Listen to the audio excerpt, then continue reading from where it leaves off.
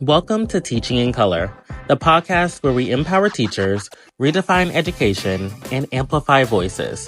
Here, we dive into real stories, bold conversations, and the challenges and triumphs of educators making a difference. Whether you're in the classroom, the community, or just here for inspiration, this is your space. Let's talk, let's grow, and let's make change together. This is Teaching in Color. Hey everyone, welcome back to Teaching in Color, the podcast where we dive deep into the experiences of educators shaping the future. Today we have an incredible guest joining us, Brajaé Jackson. Ashley is a fifth grade teacher in Los Angeles working in a music magnet program. She also is a two-time award-winning filmmaker, writer, director, and producer. Originally from the Bay Area, she has spent the last 4 years teaching predominantly Black and Brown students in Crenshaw, Baldwin Hills area. Ashley is here to share her journey, the realities of systemic racism in education, and how she blends her love for storytelling and teaching to empower her students. Ashley, welcome to the show. Hi, Brandon. Thank you so much for having me. I'm super excited to be here.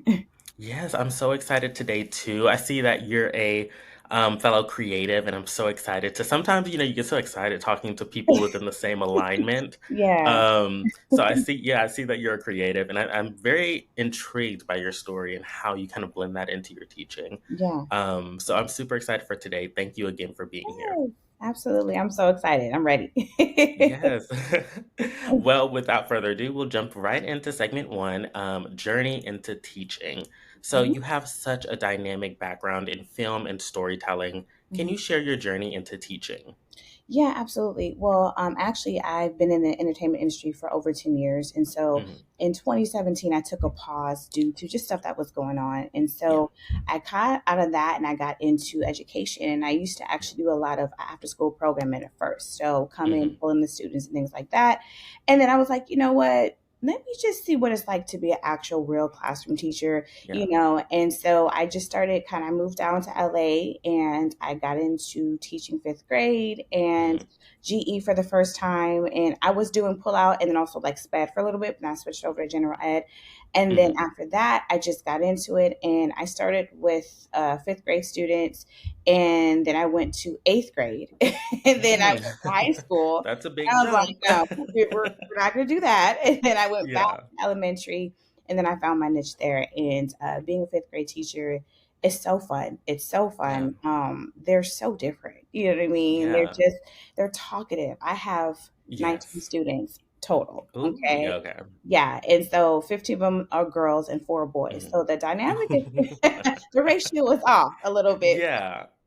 but yeah, I fell into education because I Mhm. took a break from the entertainment industry Yeah. and then I got back into it in 2019. So that's kind of how it is. And I balance both, full-time teacher and Yeah. a film director at And the same time. yeah, Insanity. that's amazing. That's so interesting. Uh, you talk about fifth grade. Fifth Yeah. grade is, yeah, that's one grade I don't think I could personally teach. I teach fourth grade, Okay. and Yeah. you're saying my classroom is switched from yours. Okay. So like you have majority girls, Yeah. I have majority boys, and Yeah. so I have like only have four girls in my Okay. class, and I Yeah. have Yeah. 18 students. So Okay. it's like Yeah. the dynamic is shift, but it's chaotic for Yeah, sure.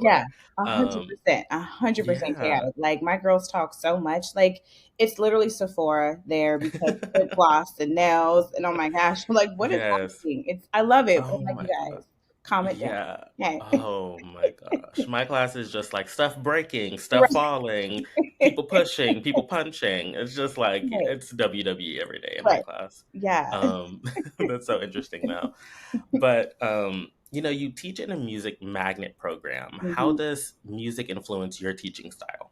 Sure. So with that, we have a music teacher and we Mhm. have music every single day. Okay. Yeah. And so there's 3 schools on our campus. There's the community Mm. school, we're magnet, and then there's dual language. Okay. And so Ooh, all okay. 3 of them have fifth grade teachers. We all colleagues together. So we always plan together, things like that. But with music, my kids sometimes play instruments, some Hmm. are singers. And also I'm a singer too. So Yeah. when I help my music teacher when we have music class and they're Yeah. off pitch, I'm like, look, You're not hearing yourself. Hold on. What are we doing? Get it together. I You know what like I mean? that. Yeah. Yeah, and we had the LA Opera come to our school last Hmm. week, and actually the fourth graders from the magnet program were actually performing in the opera, so it was really Wow. cool. So we try Yeah. to incorporate how music is really influential in academics. It can help Hmm. students understand math. It can help them understand, Yeah. CKLA and just science and all these other things.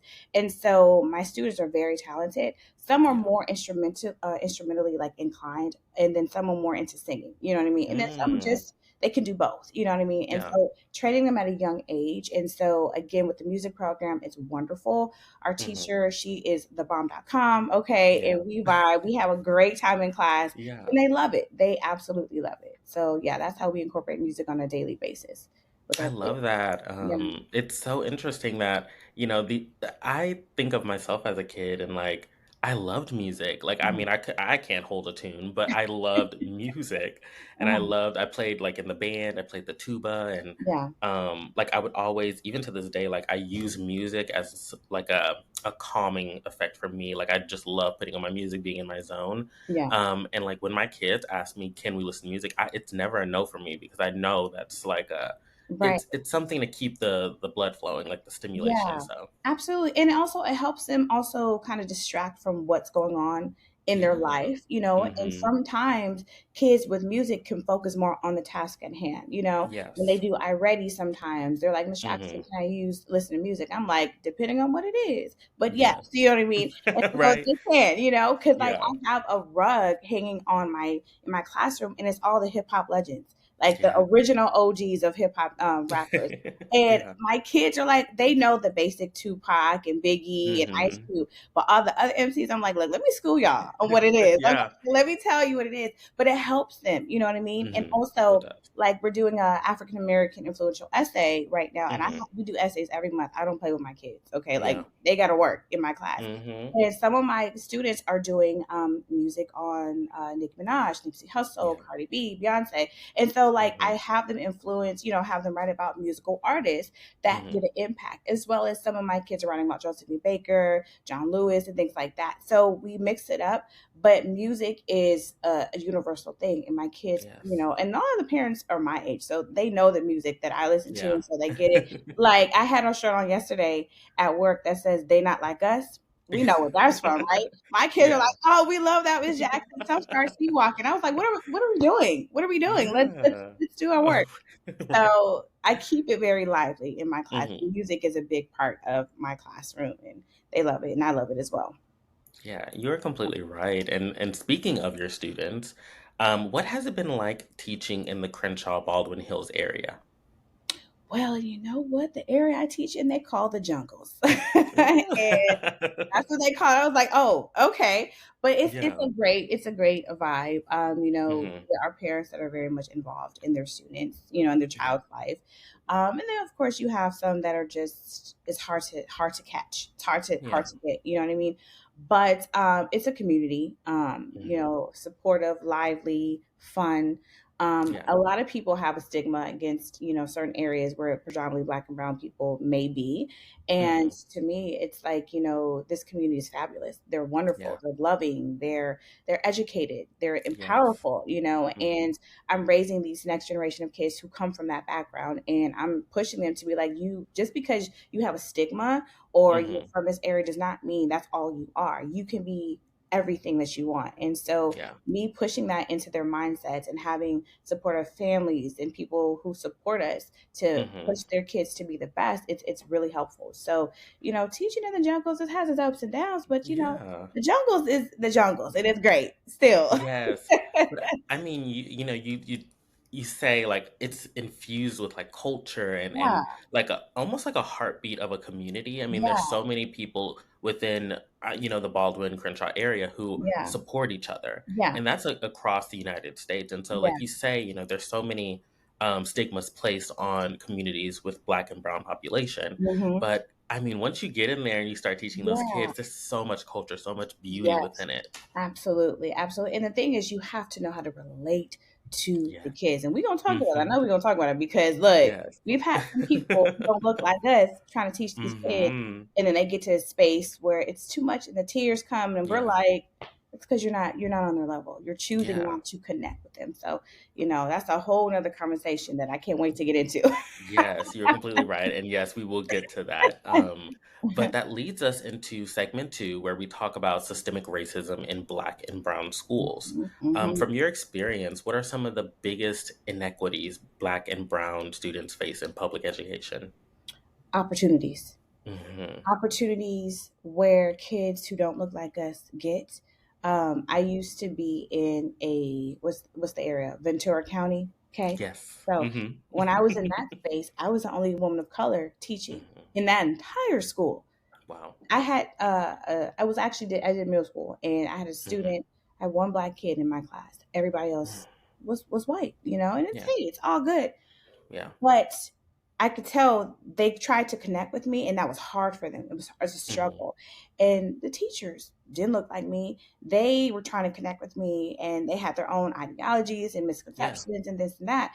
And so, but these kids had opportunities to do amazing things. Go here, go there, Hmm. go there. And I went to a private school all my life. So Yeah. I had the experience of experiencing what some kids don't get. Yeah. So with public schools in this particular area, opportunities are missed. That's Yeah. why we're working on a field trip in a couple Hmm. months, taking them to Warner Brothers Studios. Why? Wow. Because they need to experience that. They need to have opportunities to know that this is not just for one group of people. This is for kids of Hmm. all shapes and colors, and just to experience that. You know what I mean? Yeah. And because I've had opportunities. And Yeah. so when opportunities are not given because some kids behavior wise they don't know how to respond to opportunities like that, For sure. Yeah. or some parents are afraid of letting their child do more and see more because maybe they didn't get the opportunity, or maybe the Yeah. opportunity was missed. Then you're hindering your child, or you're Hmm. hindering the students. So for me, giving our kids opportunities to see new things, STEM classes, STEM opportunities, going to Yes. DC, traveling, doing things that's Hmm. getting them out of a one block radius of what they Yeah. see, and I live about 40 minutes away from where I work. So when Hmm. I'm driving, I drive through certain areas. I'm just like, okay, I see it. And then I go to where I live. And it's a whole different, Yeah. it's like a yin and yang.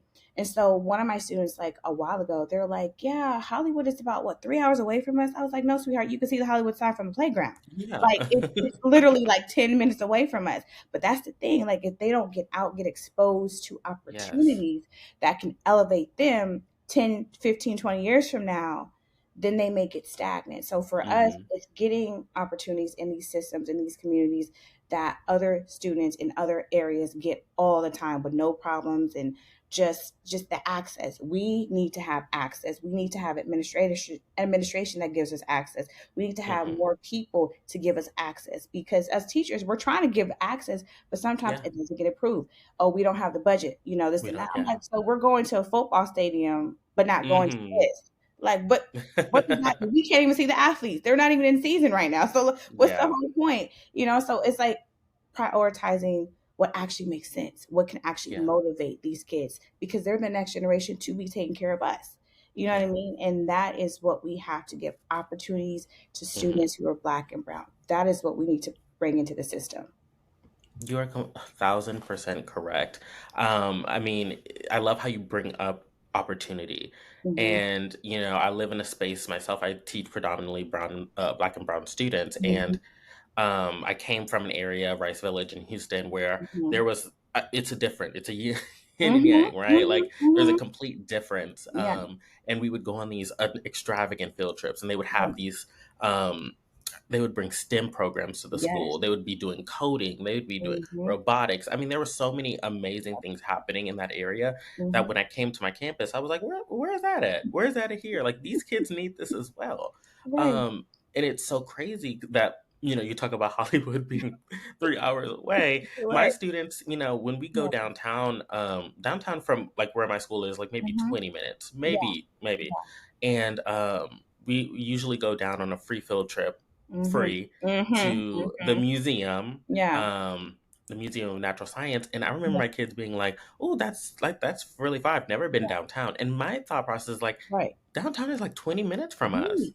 And Right. they've never been to that area. They've never been outside of their zoning or their home.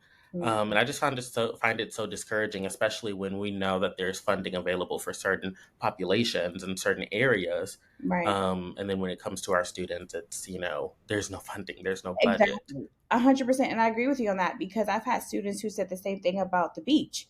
I've never been to the Hmm. beach. I'm like, there's Santa Monica Beach. There's so many beaches in that area. Yeah. You've never been on a summer day, like on a Yeah. random nice Saturday, so it's Hmm. things like that. And it's like Burbank, Warner Brothers is in Yeah. Burbank and they've never been. I've been many times, and it's Hmm. like, Paramount Studios is like literally 15 to 20 minutes away from our Whoa. school. Sony Yeah. Pictures is down the street from us. We're surrounded by huge, well-known Hollywood studios, and our kids have Yeah. not had access to that. You know what I mean? Mm. And it's like, this is what I'm talking about. But other Yeah. schools are going to Europe.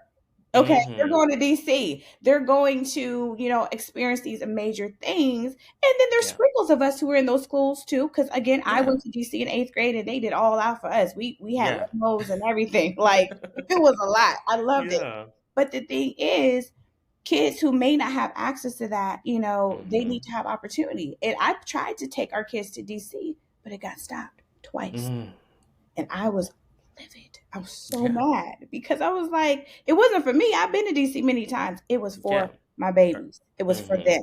That generation to expose. Some of my kids never been on a plane before. Some have never been out the Yeah. country. All these things, they have only been in LA. And I'm like, Hmm. okay, well, I get it. Let's push. And then you have some parents who were like, no, I don't want my kids to go, this and that. And then so that was Mm. a lot. So a lot of things it got stopped because half the parents were like, yes, let's do it and Yeah. excited. The other half was like, no, I No. just can't. So then it's just like, Yeah. right, that's a missed opportunity that may not come again until they're Hmm. adults and they decide I'm going to make a trip and do it on my own, you know? Yeah. Yeah, I completely agree. Yeah. Um, going into our next question, I really want to delve more into the idea of systemic racism. Hmm. And how have you seen systemic racism impact your students' learning experiences and opportunities? I know we talked about DC, but is there another, instant where it could have impacted their opportunities and their learning? Yeah. My kids are learning to be more socially conscious. I try Hmm. to really teach that because when you're kids, you're kids. A lot of the stuff Yeah. the issues that go on in society in the world, we Hmm. hear about it. You pay attention to it, but then you don't pay Yeah. attention to it. So I try to help them understand who they are, Hmm. how they need to behave, Yeah. because how society will automatically look at them a certain way. We talk about Hmm. colorism in my classroom. I did a whole experiment on colorism, Yeah. and that's a word that most kids don't hear. Most Hmm. adults don't really know what colorism is. You know what I mean? Yeah. Let's be Yes. real. So Yes. when I bring colorism, when I talk about social injustice, when I talk about police brutality, they know Hmm. that. When I talk about cops, oh, the energy Yes. shifts in my class. And Yeah. that's something I find interesting. Like, my kids know about racial prejudice. They know about racial profiling. I'm like, okay, Hmm. so we know about that because we've talked about it. So when we talk about police officers, the Hmm. energy is shifted. Unfortunately, a lot of them had experiences, or their fathers or their mothers, somebody in their family has Yeah. experienced something where they know what that is. And then these Hmm. other things like systemic racism, I brought that up to them and I broke it down to them in a fifth grade manner. Because a lot of Hmm. times I want to go to my grad level way and be like, let's talk Yeah. about it. But I'm like, wait, Yeah. 10 and 11, I can't take it to like they're adults. Gotta break Let it me down a little bit. right, Yeah. right. So, but they get excited. I talk to them Yeah. about, civil rights in the Jim Crow era and Hmm. slavery and how we came from this, but that's not where our history starts. And I break it down where Yes. they want to know, they want to be better, Hmm. they want to be more inclined. And I watch their vocabulary change. I watch how Hmm. they start seeing certain things. They start saying, well, that you shouldn't say that because of the skin tone, or, Yeah. so and so was treating me this way because of X, Y, and Z. And so Hmm. when I bring that into the classroom, they have a better awareness of how to treat each other, how Yeah. to treat people, their peers outside of the school, and how Hmm. they, are reflected in their family. You know what I mean? And Yeah. we talk about it. Sometimes it's hard. And for me as a Hmm. teacher, I share a lot of my personal experiences, and that Yeah. makes it more relatable to Yes. students when you can talk about it. When I've been discriminated against, when I've talked about, oh, you are well spoken for a Black woman. Well, am I not supposed to Mm. be? How am I supposed to speak? You know what I mean? All these things. And I have them realize that this is how you behave, how you're showing up in the world is a reflection on Mm-hmm. your family, your ancestors, me as a teacher, our school, our Yeah. classroom. Like they have to understand it's bigger than just them. And so with systemic racism, you know, I'm gentle with it, but Mm-hmm. I'm a little bit intense. And I tell them as you Yeah. get to middle school and high school, you gonna know. You're gonna realize Yes. what it Mm-hmm. is. So always be conscious, be aware how you carry yourself, how Mm-hmm. you show up in the world. You know what I mean? And so I try to teach that eloquence, that elegance, that grace, that Yes. sophistication, Mm-hmm. that poise, that village that we are no longer have really anymore Mm-hmm. to these Yes. kids because they're going to get a rude awakening as they get older. And sometimes they're already understanding it with what's going on with immigration and all that. It's a lot. Yes. So they're understanding it slowly but Mm-hmm. surely. And so again, I'm gentle with it, but I'm also intense. So they Yes. understand the world we live in and how they can be better, how they can change, how they can push this country forward Mm-hmm. if they really understand and do research. Just to get off of TikTok, get off of Instagram, Yeah. let's study, let's watch CNN, let's do that. Mm-hmm. And we talk about CNN 10 a lot. And another thing that I bring to them all the time when we do our morning breakfast and all that stuff is Mm-hmm. we watch CNN 10. I tell them, I said, look at how this particular news station always shows black and brown countries struggling and Mm-hmm. poor. But yeah, when we talk about Japan and Europe, everything is happy and sunshiny. I said, this has Yeah. been going on for years. And now my kids are like, Mm-hmm. yeah, this country, they get it. Yeah. They Because get it. I drill it on them all the time. And I said, Mm-hmm. be the change you want to see in yourself. So that Mm-hmm. means let's switch it up. So I come Yeah. like that with my kids. It's a lot. It's a lot of energy, as you know. Yeah. Yeah. Yes, you're completely right. And it's surprising how much our Yeah. students actually do know, Right. but they just don't know how to apply it or push it forward. And I love how Mhm, you're doing that because, mhm, I have a lot of my students now who will say, they understand what's going on with the immigration laws. mhm, A lot of our students are Hispanic students. So mhm, some days during that time, that period, that 2 weeks, we had a lot of students not show up to school. We had a lot of mhm. students come and say, this has happened at home, or Yeah. this is, my mother's not here right now. Mhm, And, that was a very dark moment and depressing moment because, I just a lot of emotion going mhm, on. But, you talk about detailing that with your students and being like, hey, notice this, look at this. And I mhm, love how you're doing that because, again, our students just don't know how to put that forth just yet. mhm, They notice it, they see it, they know a lot, but they mhm, just don't know how to, put it at hand and really push that forward. So mhm, I love how you're bringing that to the podcast. mhm. But, I really want to ask you this question, and I think it's so impactful and important. Do you feel like schools and districts are doing enough to address these issues? If not, what needs to change? That's a really great question. No, I don't. Hmm. Yeah. Because this has been going on for years. This has Hmm. been going on when we were in school, okay? Yeah. And the time before that. It's just was it the game changed, but the players stay the same? Yes. That's Yeah. literally what it is. No, I don't think they're doing enough. Hmm. Because no one is feeling like education is elevating. A lot of people feel education can be a Hmm. joke now. It's comical. Yeah. You know what I mean? Because It's yes. now, you know what I mean? Because let's not talk about suspension. Let's talk about, okay, well, first of all, we don't suspend anybody anymore. When did that change? Hmm. Because just 6, 7 years ago, people were still getting suspended. You know what I mean? Hmm. I know back in my day, okay, you got suspended. You got kicked Yeah. out. I mean, I never was one of those kids. I was always a good student, but I knew Yeah. friends who was like, "Where's so and Hmm. so?" Oh, he got kicked out. Okay. Hmm. You know what I mean? So when it comes to disciplinary, it's not enough because Yeah. I send kids, whoever we send kids to the office, to the principal, VP. 2 minutes later, 10 minutes later, 20 minutes later, they're back at it. They're back. What did you do? Nothing. They just told me to sit. And so our kids now are not learning the consequences of their Yeah. action in education. So when they Hmm. get to the real world, okay, and they get stopped by the police, they are in a mall or whatever, and a Karen comes and says Yeah. certain things, they're not going to know how to respond, or they may Yes. take matters in their own hands. And next thing you know, they're on the news again for something else, another fatal X, Y, and Z Hmm. because the school system is not helping with disciplinary anymore. We want to be inclusive. I get it. I'm not knocking that. But there has to be disciplinary actions, because now you have kids who could talk to us sideways, and we're Yeah. supposed to be like, oh, it's cool. You can throw a chair at me. I don't have kids who Right. do any of that. But like, Yeah, me either. But right. yes, Yeah, it happens. yeah. You could throw a Yeah. chair at me. You could curse me out, all this stuff. And Mm-hmm. I'll send you to the principal's office in 20 minutes. Like, you come back and I'm supposed You'll to be sit with here. you. Mm-hmm. Like, you're not doing anything. And then the parents, some of the parents are like, well, they don't act that way at home. Really? Mm. Okay, Yeah. sure. Okay, that's a whole nother conversation. But I'm gonna let you sit on Yeah. that, ma'am or sir, whatever. So it's just like the system is, to me, is falling apart. And let's not Mm-hmm. talk about who we got now over the Board of Education. Let's not talk Yeah. about that, because now Mm-hmm. I'm concerned about these kids, and how Yes. us as teachers and educators, what's the next generation, what's going to happen, what's the next Yeah. generation, because there's nothing to me that is helping us. I feel like it's getting worse and worse. Yeah.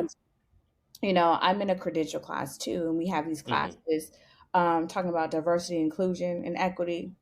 Yeah. First of all, I'm a Black woman. I already know Mm-hmm. there's certain things that I don't need to take a class for. Let's Yes. be real, Yes. okay?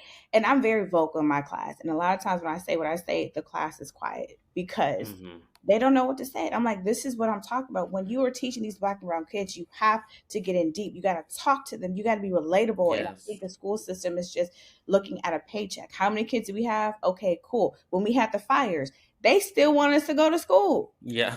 Like, I've come heard some. on. Oh Like, my your gosh, I've heard video so had me many teachers cracking tell me up, that. because I was literally, Yeah. the whole world is burning, and you talking about we got to show up to class and teach. Ain't nobody Yeah. here. Mm-hmm. So it's things like that. To me, the school system is just about money. Yeah. That's just what it is. They don't care Yes. about the actual quality of education, unless it's kids who look like them or it's their Yeah. own child. Then it's like, oh, my child is this and that. Well, yeah, because you gave them, word again, opportunity to Yeah. do X, Y, and Z. While these kids in certain areas, we out here almost left for dead, Yes. and yet it's equal. Okay, look. Crazy. It's absolutely insane, but you're completely right. Um, yeah, education system is just slowly, there needs to be some change for sure. Yeah, for sure. And you know, that brings me to this question, and there's so many teachers like yourself who are advocating for this change. I Mhm. want to ask you, what role do teachers play in advocating for students facing systemic barriers? What can educators do? I think it should be getting parents involved, having Mm-hmm. trainings on how, maybe in workshops, on how parents can try to address their children, especially in the elementary Yeah. level. I feel like when Yes. you have parents who have kids in high school, middle school, and high school, at this point, especially high school, they should kind of have a bigger idea of what's going on. Mm-hmm. So it may be a little bit easier to talk to your high school Yeah. child. But when you have kids who are in elementary school, and Mm-hmm. I wouldn't even say the kinders, like TK, kinder, first, No, second, no, no. not, no. Yeah. But I'm talking about like third, fourth, and fifth, and mainly fourth Yes, and those upper fifth, grades. Yeah. upper grades.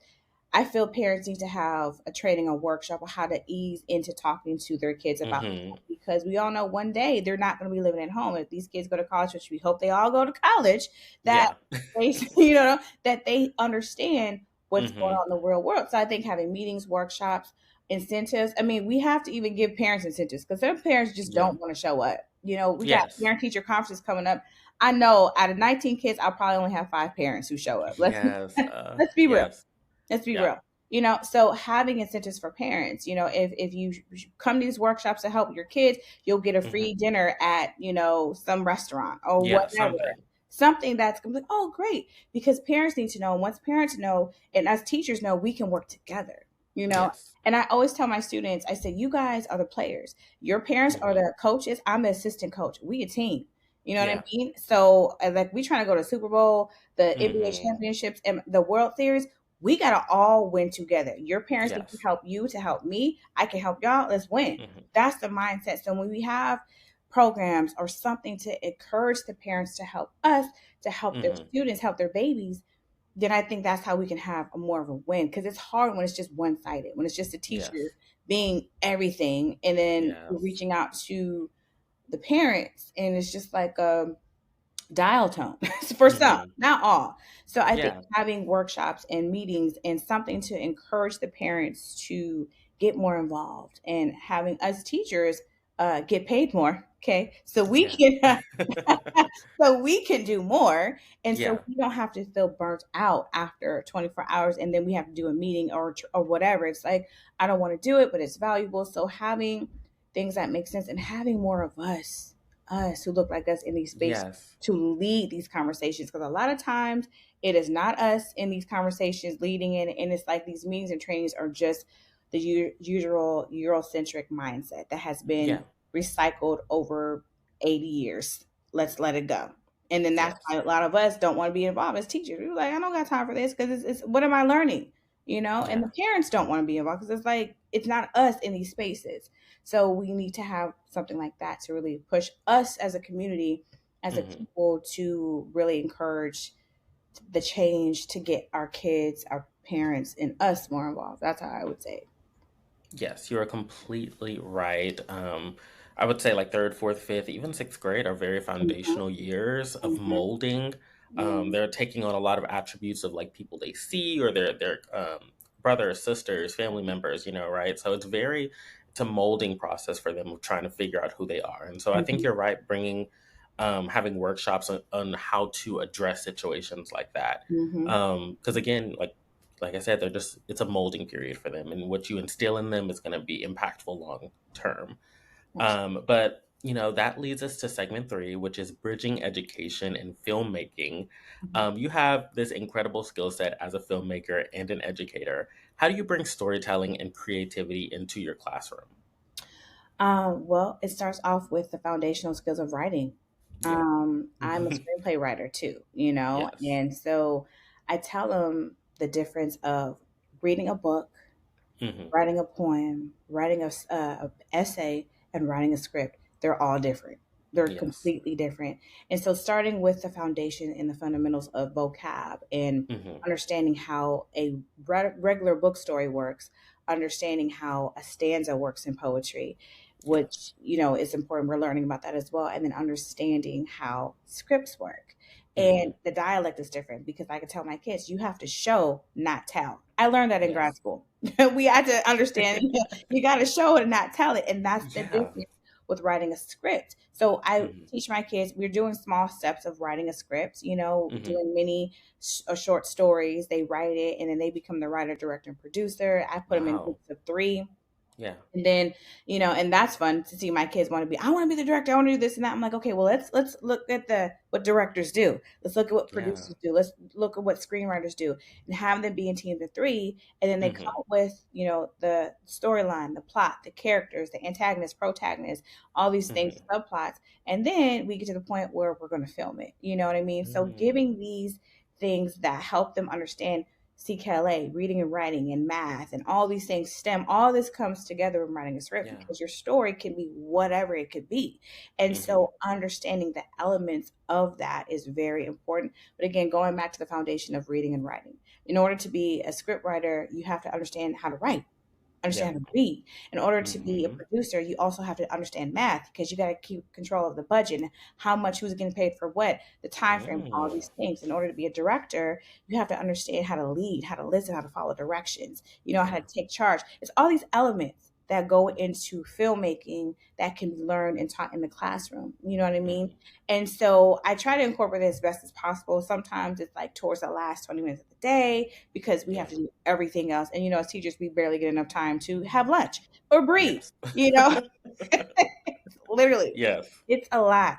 So that is how I try to incorporate skills of filmmaking into my classroom. Again, that's Hmm. going to Warner Brothers in a couple months. I think that's going to be a really big thing for them because they get to see how their favorite films and TV shows are Yes. made and just the process of it. And I try to Hmm. encourage my kids not just to think about being in front of the camera. A lot of people have the Hmm. misconception is the real money's in front of the camera, and it's actually not. The real Yeah. money is behind the scenes. Yes. Okay, the directors, the producers, the editors, the ADs, Hmm. the sound engineer, like the whole team. Like when you watch credits, Let's see how Mhm. many people behind you are getting paid. And that's what I try to incorporate with my students. I tell them, I said, I'm behind the scenes. I said, I've been in front before, but I like behind the scenes because Yeah. I call the shots. And that's Yeah, I love that. and so having kids be encouraged with that, and also we're doing a Mhm. career project probably going into April, and Mhm. so they're gonna explore certain film careers. And one of the careers that my student, one of them wants to do is she wants to be a director. And I said we need more Mm. women directors, in the Yes. future. So having my experience is I'm pushing that onto my kids and they are loving Mhm. it. Some want to be teachers Yeah. now because of me. Some want to be in the industry or whatever the case may be. But I really try to incorporate my skill set Mhm. with writing and directing, producing onto my kids. And I start small. I never be like, we're gonna do a whole movie and Yeah. you're gonna watch a whole movie right now. No. But having them be in groups is teaching them also how to work together with other Mhm. people. And that's part of the industry. You're gonna work with people sometimes you don't like, but you gotta get the Yeah. project done, time management. So it's a lot of everyday skills that I bring into my classroom when we have time to dive into the film cinema section of that, and we just like dissect films, their cartoons, and all these things. We break it down, and they like that. So that's what I try to bring Oh, to my classroom. It's work, but I love it. I absolutely love yeah. I love that. I wish I had you as a teacher as a kid because I love film. I love it. films. I love that stuff. Yeah, So yeah, that's amazing. Have your students inspired any of your creative projects? 110%. 110%. They I have, love that. okay?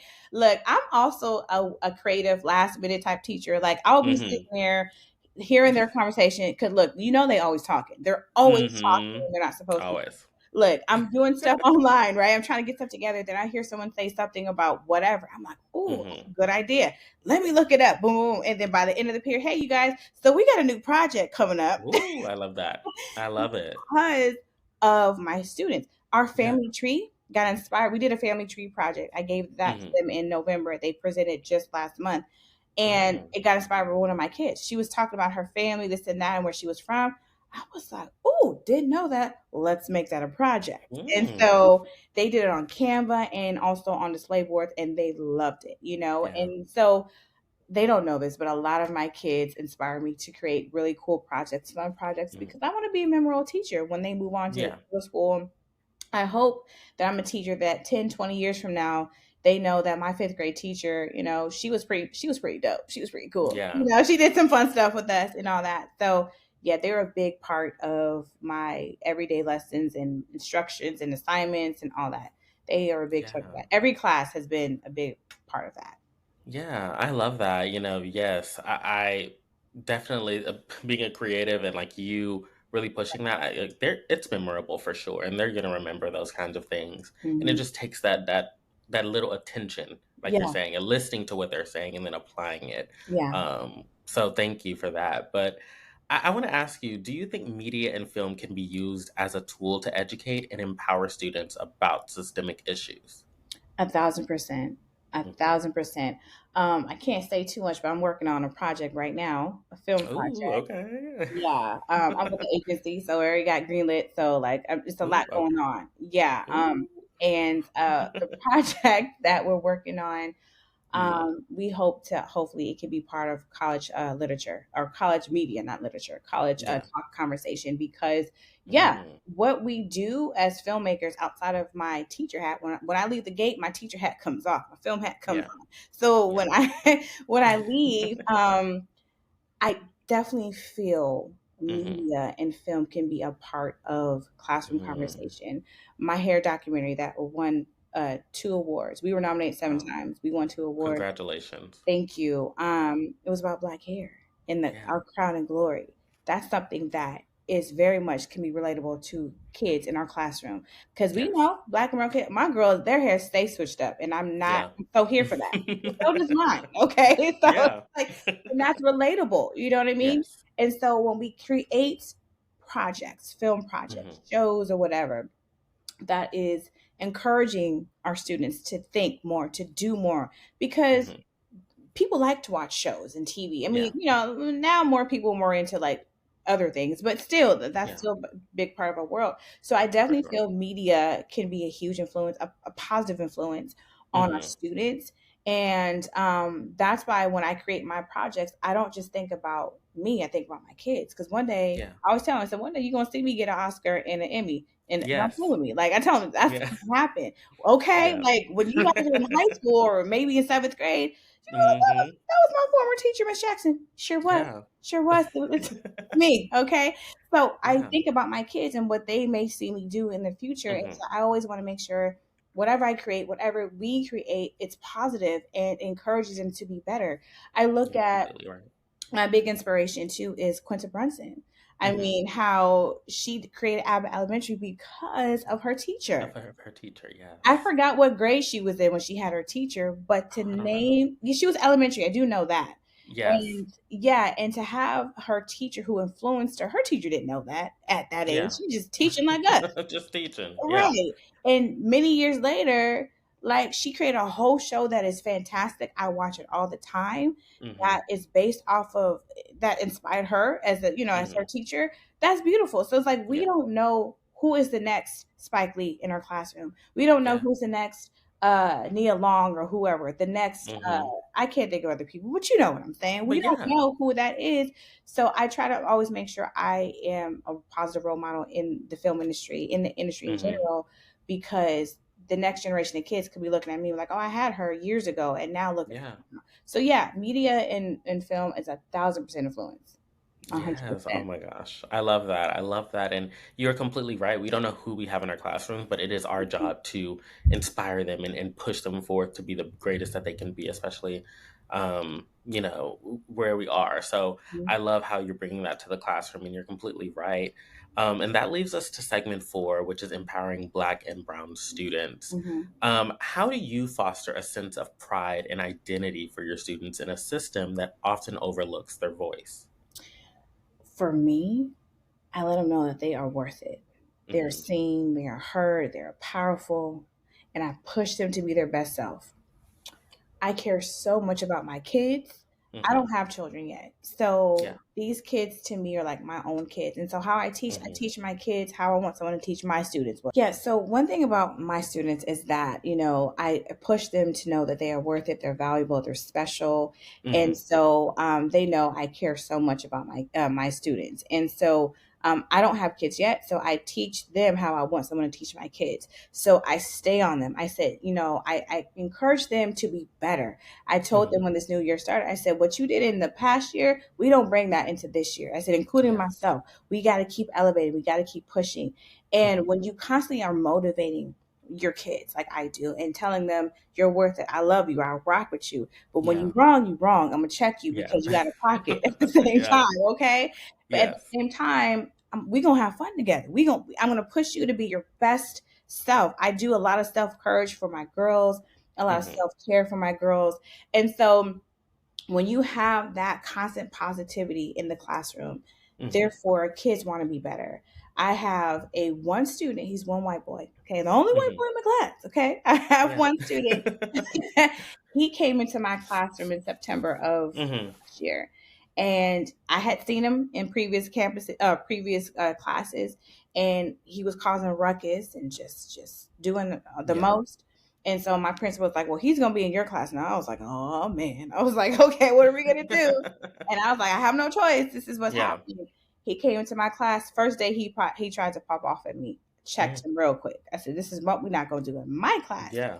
Well, because of that, after that, things kept moving on. Mhm. Now he's been doing his work just totally different. And my principal, everybody was like, this is not how he was before. They're like, he's Yeah. changed 360. He knows I love him. He knows I care for him. I was gone a couple days ago. He was like, I missed you, Miss Jackson. I was like, oh my gosh, Mhm. all these things. He's gotten me, he's made cards for me. And I push him. When he Mhm. felt like he couldn't, he went to defeated when we were doing math, and he was just like, I Yeah. can't do it in the first parts of him being in my class. I said, that Mhm. word can is not in our classroom vocabulary. You can Yeah. and you will because you are Yes. that person. And I push him like that. And so by me being that way with him and all of my 18 other students, it's Mhm. a different mindset. And Yeah. they want to do better. They want to try. So for me, when you bring that love and that positivity, rigorous, strict, fun, young, because I'm young, we flow with it, we Yeah. have a good time.